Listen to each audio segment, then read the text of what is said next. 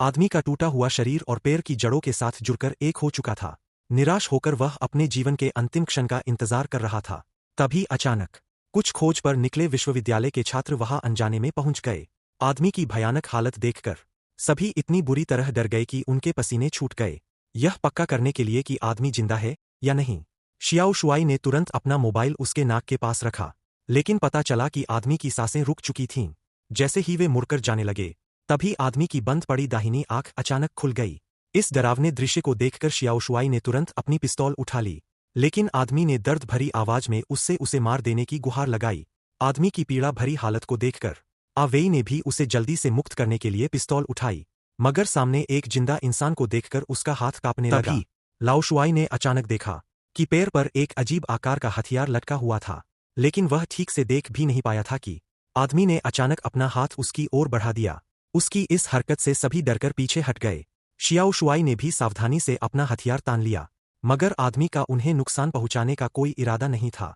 उसने बताया कि पास ही एक गुप्त आधार है, वहां ऐसी दवाइयां है जो उसके दर्द को कम कर सकती है, और किस्मत अच्छी हुई तो वहां उसे बचाने के लिए जरूरी औजार भी मिल सकते हैं।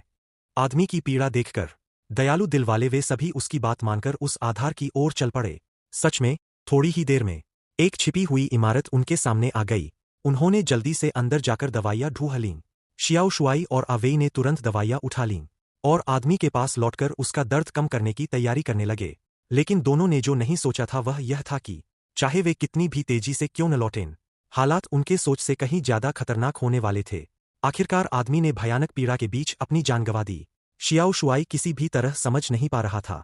कुछ ही घंटे पहले तक वह आदमी उनसे बात कर रहा था, लेकिन आधे दिन के भीतर ही वह पूरी तरह मर चुका था।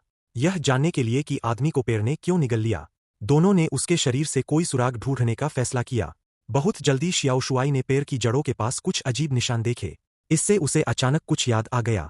उसने तुरंत आवेई से आदमी की बाह की आस्तीन हटाने को कहा। जैसे ही आस्तीन हटाई गई, आदमी के हाथ पर बने अनगिनत इंजेक्शन के निशान देखकर दोनों को तुरंत समझ आ गया, यह आदमी किसी प्रयोग का शिकार रहा होगा, और उसका पैर के साथ जुड़ जाना शायद किसी प्रयोग की भयानक नाकामी का नतीजा था। यह सोचते ही डर उनकी रगरग में दौड़ गया। उसी समय जो लोग आधार में रुके थे, उन्हें भी कुछ मिला। उन्होंने एक कंप्यूटर चालू किया, उसमें एक फोल्डर दिखाई दिया। जिज्ञासा में उन्होंने उस पर क्लिक किया।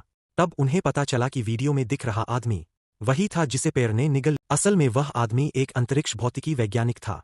कई साल पहले उसने यहाँ के क्षेत्र में एक अजीब स्थानिक हलचल खोजी थी, जिसे समय और अंतरिक्ष में यात्रा की कुंजी माना जा सकता था। अपने सिद्धांत को साबित करने के लिए वह अकेले यहाँ रहने आ गया। लेकिन कई सालों की गहन रिसर्च के बाद भी प्रयोग के दौरान एक बड़ा हादसा हो गया। उसके शरीर का आधा हिस्सा पैर के साथ जुड़ गया, और जो अजीब हथियार भी पैर से जुड़ा हुआ था, वही उसने बनाया हुआ समयात्रा यंत्र था। इससे भी ज्यादा हैरानी की बात यह थी कि वीडियो में एक और आदमी दिखाई दिया, जिसकी जिंदगी या मौत का कोई पता नहीं था।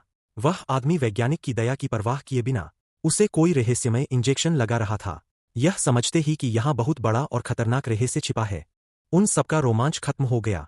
वे बिना समय गवाए जितनी तेजी से हो सका उस खतरनाक जगह से निकल भागे।